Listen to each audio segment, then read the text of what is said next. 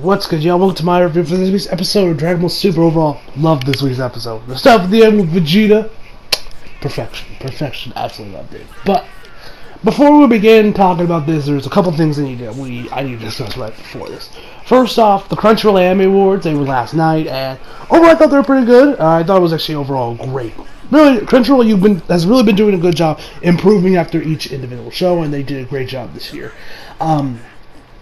One thing that's Dragon Ball Super actually ended up winning Best Continuing Series, which wasn't a big surprise to me.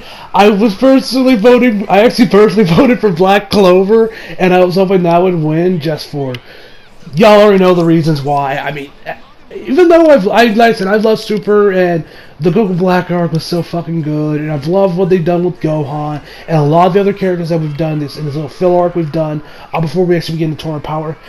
I just get more enjoyment out of Black Clover, honestly. Like, the characters in there are so fucking awesome. The fights are great. Like, I don't know. That's just me. If you honestly haven't watched Black Clover, I honestly recommend you do give it a shot. Although, avoid the Japanese eye like the fucking plague. Watch the dub on Funimation now. It's far better. And if you dropped the series early on, I'd say give it another chance. I think you might actually end up liking, because right now, from at least where I left off, this show's fucking awesome, man. So that's one thing. Boruto. I need to talk about Boruto, because Boruto this week was fucking awesome, man. So this week's episode was like when they pretty much, when Boruto adapted chapter 700 of the manga, which is the final chapter of Naruto. I love the way they did. I already saw the OVA that Period did earlier on, like a few years back, of them just adapting that.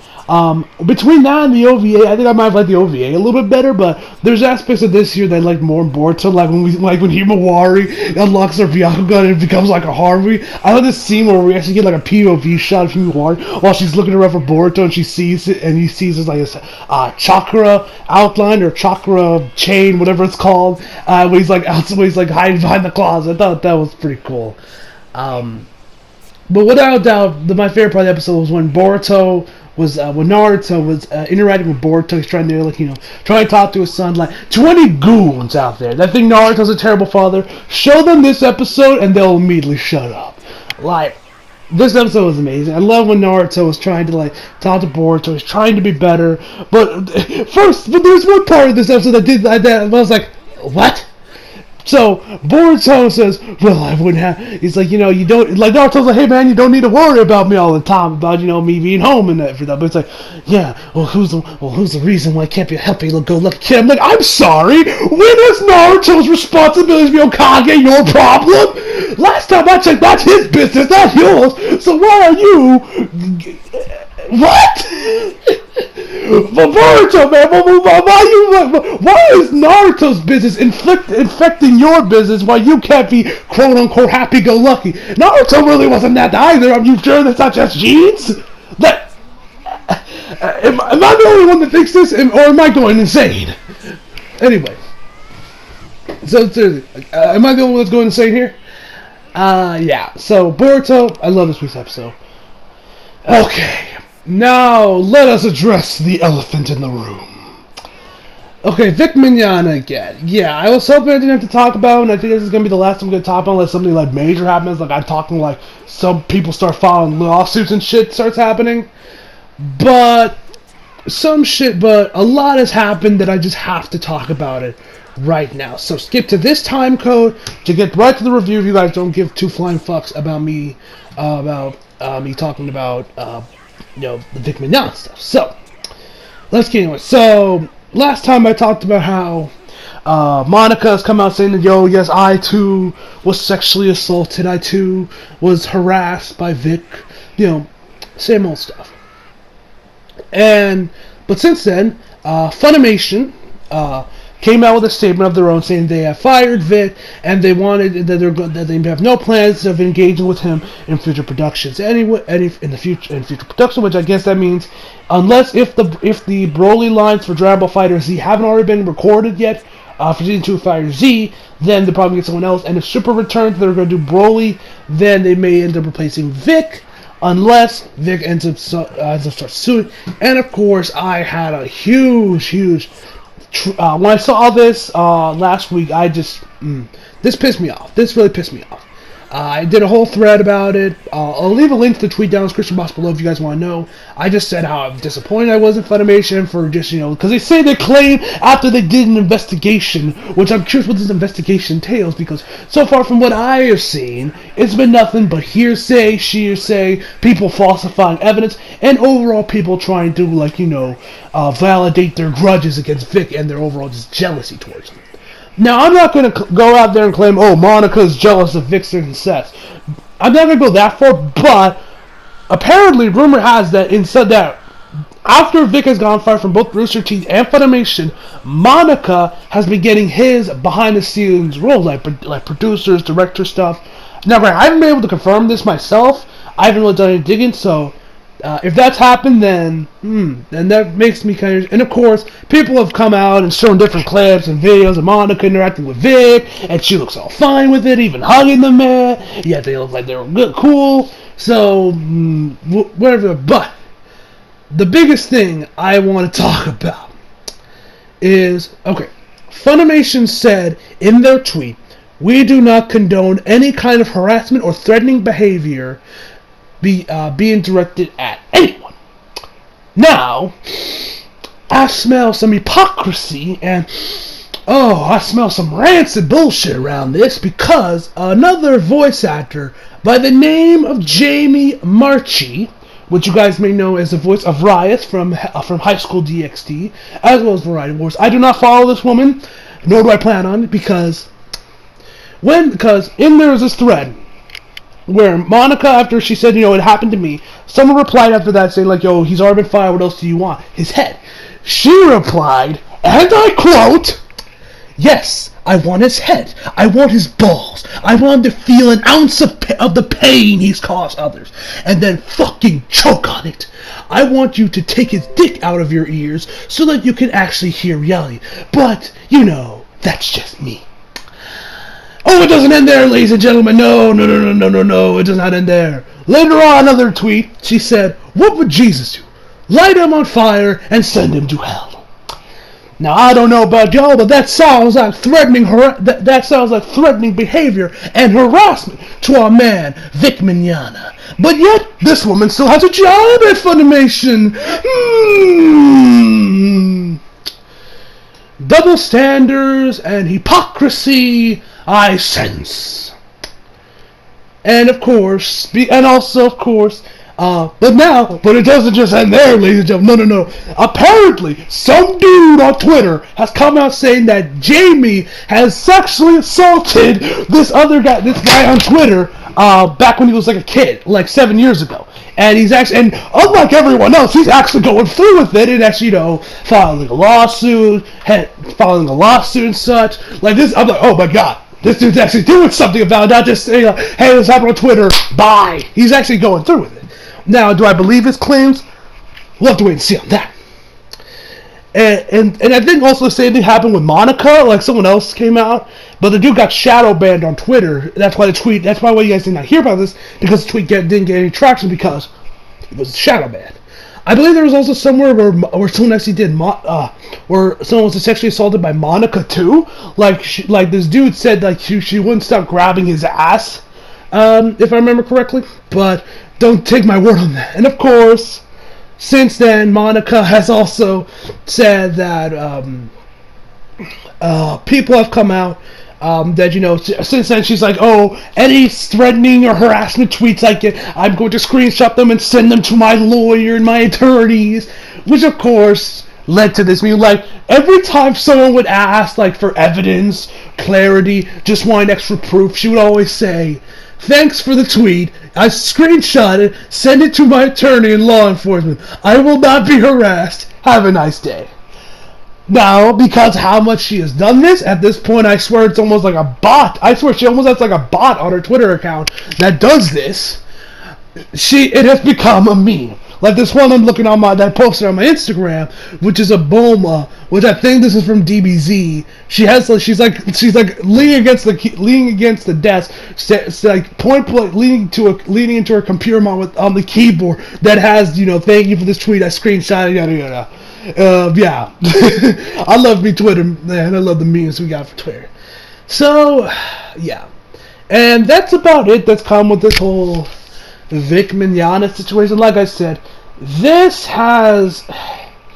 I feel like a lot of this is just like, and of course there's also people coming out with there's this conspiracy theory that there's like anime trying to start anime gate, like Gamergate happened, Comic Gate, all that stuff.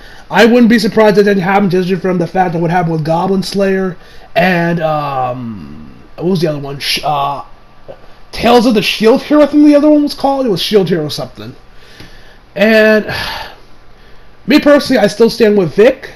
All these signs are pointing with the falsified evidence. Monica kind of like doing this whole thing where everything she replies to this Jamie chick going crazy out here, straight up threatening the man and going into great detail. And of course the tweets have there have been some hilarious tweets from this that I thought were pretty funny when I was searching down the replies for these tweets. And yeah, like this shit is just fucking crazy, man. Like I still now then and forever will stand with Vic, and I will say he's innocent until he's proven in court of law. Hopefully Vic does actually go through this and actually start suing some motherfuckers so that he can get his job back, because this is frankly bullshit what's going down here. But if it ends up being false and he ends up being guilty, then fair enough. Anyway, that's all I gotta say on the Vic Mignogna situation. Alright everyone, so let's get into this week's episode of Dragon Ball Super. So we start this episode off right where we left off last week, where the three brothers, the Wolf brothers, and a few other guys were surrounding Goku, and they first start so we're like, oh yeah, we're gonna take you down, Goku. You can't beat the bond between three brothers, yada yada yada yada. We get over to our boy Champa. He's like, yeah, I know Goku ain't going down without a fight, but I'm gonna be tearing my heart out for those guys because the 7U don't channel on Goku, which, as much as I hate to admit it, they're right. As much as I love Vegeta and Gohan, they stand no chance against Jiren. If Goku went there, they don't stand no chance against Jiren. Man, I hate that to admit that. But anyway, so the guys are like circling around, and then Lavender does like the whole poison thing. He's like, what's a poison? It's like, you recognize these, this I can't speak. This debilitated your son. Well, that was only a child's portion compared to the help we can give you now. And so they all start charging after Goku. Goku folds them with him, like he has this aura around him. At first, I thought this was like, wait, is this like some weird in between Ultra Instincts kind of thing? Because it looked like kind of like Ultra Instincts, like kind of like when in the Broly movie, you guys may remember that when Vegeta went Super Saiyan, his hair went green for a second there, which of course people have theorized if this is going to be a new form Vegeta didn't get when Super returned, which I know it's a thing, and that might be Vegeta's version of Ultra Instincts, and maybe, maybe slide that form over to Gohan as well, just to make it get some God Ki in him, but the problem keep him with his ultimate form. Or when Goku went Super Saiyan Blue in the Broly movie, you might notice his hair he went Ultra Instincts for a little bit before his hair went to blue. So I thought it might have been like that, but no, it's just like just a barrier put around his body to protect him from the poison. So he starts attacking Lavender. He's like, what? Why hasn't this worked? He's like, you shouldn't have showed us your technique at the expo, because now me and Gohan have devised a plan, an antidote to this. So they're going at it. We head over to Frieza, where he oh my god, I can already tell I'm gonna love Frieza in this tournament. So he takes down, he's like finish off this one guy. This other dude comes up from behind him. He finger blasts that dude. He comes over to him. He's like, you will become my new plaything. Let's get started. And then he finger blasts him, and then the screen goes black. Which at first I thought Frieza legit killed this guy. I thought Frieza just legit killed him, but he doesn't. We'll get more to that to what happened to him later on. So we get back to Goku and Vegeta, or not, just Goku. They're strong. They're still going at it. They're still keeping Goku on the ropes. And Supreme Kai, which I swear the man was probably supposed to represent the audience for this week's episode, he said, why doesn't Goku just go Super Saiyan Blue and just mop the floor with these guys? He can easily do it.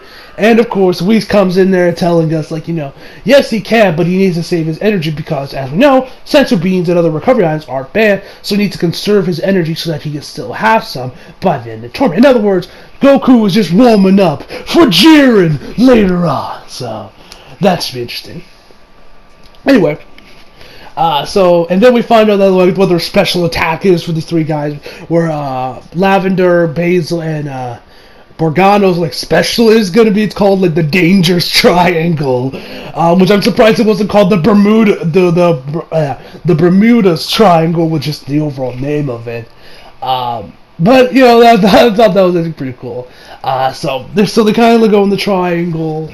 We then get over to my man Vegeta. This is when the episode got awesome. Was when my man Vegeta came in there, and my man Vegeta just wrecked shit. Like, y'all know I love Vegeta, and this is one of the main reasons why I love my man Vegeta.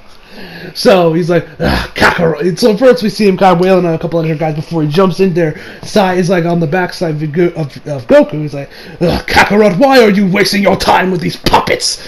Come on, let's finish them all. He's like, hey now, Vegeta. These guys are harder than they look. Whatever, I will take care of these clowns myself. He's like, hey, no fair, Vegeta. I was here first. I love the banter between Goku and Vegeta, guys. Oh man, even though I got my problems with Goku, I love their banter. It's absolutely hilarious. So after they're done arguing for a bit, a few others from Universe 9 show up, and they're all guys at Goku. And it's like, alright, there's 8 of us, 2 of us, so we each get 4 apiece, right? Vegeta's like, screw that, first come, first serve, and just charges out, and Goku's like, hey, no fair, and they start battling each other out. But one of the characters I actually really dig her design, it's actually this chick that kind of looks like a cat, like the cat one that has like these long ass nails. I really dig her design. If any of you guys know what her name is, tell me down below, because I really dig her character design. She looks really cool in my personal opinion. Anyway, so Vegeta taking down his guys, Goku's taking down his guys. So they're going at. Actually, Vegeta, when Lavender actually also comes up towards Vegeta, and Goku tells like, hey, Vegeta, watch out for Lavender, first points. He's like, do not tell me what to do, Kakarot! And, does the little barrier thing, too, when he goes against Lavender. Then Vegeta and Goku get on the ropes a little bit by Lavender and the cat chick for Vegeta. But Goku, he faces off against this some other guy and this robotic dragon kind of guy. I really dig his design too, and he's like, come on, Goku, hit me, like, he hit points where he's like, hit me right there in my stomach, and then he hits him once, does nothing, then Goku does his best JoJo impression, and just does a flurry of punches like he's Star Platinum, it still does nothing, and he's like, that's nothing, you got the Supreme Kai, the nice universe over there, praising him, like, yeah, that's my dragon, he's just praising him, everywhere, so. We get back to and they actually not the Elder Kais, the Grand Zenos say like, oh no, is Goku's team going to lose? It's very because at this point they're on the ropes at this point, and Champa's like, if they get rid of Goku and Vegeta, then Universe 7 is screwed. There's nothing left but the B team, which I'm salty by that comment because of my man Gohan, but. He's not wrong. He's not wrong about the B team. That was a little. Come on. That was a little below the belt there, Champa. Come on, man. That was a little below the belt, even for you. Anyway, so and I won't lie. I would low-key like to see that happen. Have Goku and Vegeta get eliminated, or at least Goku, and then the rest of the tournament power is just Gohan. He has to face off against everyone. It's one versus all. Then he has to face off against Jiren, and then by some miracle, face straight to Jiren, and we just see Gohan just get stronger and stronger as he takes out one after the other. We see him get more tired, like. And then, I don't know, by some miracle, maybe he gets Ultra Instincts through that way, or maybe he unlocks God Key for some other way, I don't know. As a Gohan fan, I would love to see this kind of like underdog where Gohan is like last there, and he has to face off against everyone else and he wins, but as long as Akira Toriyama draws breath, that ain't happening, just like as long as Vince McMahon draws breath, we are not going to see AEW cross-promote with WWE. As much as I would love to see Kenny Omega versus Seth Rollins. But that is a different time. But that is a different story for a different day. Anyway, so I would like to see Gohan maybe come as like the ultimate underdog, one versus all, and he defeats Jiren. But that unfortunately will not happen. Unfortunately. Anyway, so then this Ice Dude comes in there, freezes one of Vegeta's arms. Is like, what the? And so they're going at him. They both charge after him because at this point they kind of broke the coordination they had there. Now they're trying to face off against each other. And so Vegeta takes this opportunity and like kind of like I don't know what, like just like teleports out there. The cat chick scratches Lavender, and he gets rid of these other two. And when this happened, Goku also takes care of his two guys. He eliminates out. He goes Super Saiyan and eliminates them. Excuse me, and eliminates them. So after this, we see Frieza again. And Frieza, man, and they got a little play. And he's like, "Oh, what's the matter, plaything? Do you not want to keep playing? Because I got more games." So he's like, "Please, I just want to leave." And Lulu just jumps off the ring. He just jumps of his own free will. He's like, "Woo, I'm safe." And then you got the Supreme Kai or the Destroyer of the Night Universe. He's like, "You idiot! You know if we all lose, you'll die too." He's like, "Oh crap, I forgot." That scene had me dying there. That scene had me dying there. That was absolutely hilarious. Anyway. So back to Vegeta. So he gets rid of these two clowns, and then this other guy. So he goes Super Saiyan. He doesn't go Super Saiyan yet. He gets rid of those two guys, and then another one of them has a string around Vegeta's arm. It's like, "Do you really think this string could hold me back?" He goes Super Saiyan, and he's like throws it out. He's like, "Never underestimate the power of Prince Vegeta." Oh my! And he just lays a smack down on these guys. Perfection. This is one of my favorite Vegeta moments. Period. There was just Vegeta just going great, just going ham on these guys. That was awesome. That was awesome. And so after that, gets rid of those guys. We have nothing but the three. They get eliminated too, and then the whole ninth universe is eliminated. Which, because of this, their universe gets eliminated right there on the spot.